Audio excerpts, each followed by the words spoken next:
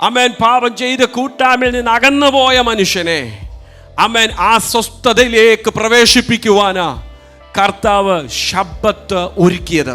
അങ്ങനെയെങ്കിൽ കൂട്ടായ്മ ബന്ധത്തിൽ നിന്നും മാറിപ്പോയവനെ ആമേൻ കൂട്ടായ്മ ബന്ധത്തിലൊന്ന് പുതുക്കാനാ ദൈവം ആരാധനെ നമ്മെ വിളിച്ചിരിക്കുന്നത്. Praise the Lord.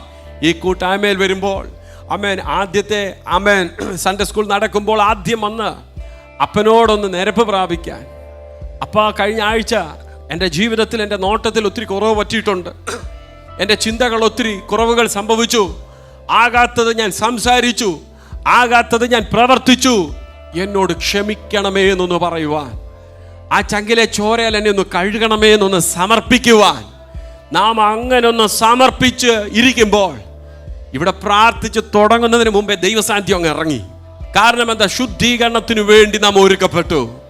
ഹല്ലേലൂയ, ആമേൻ. സകല ബുദ്ധിയെയും കവിയുന്ന ദൈവസമാധാനം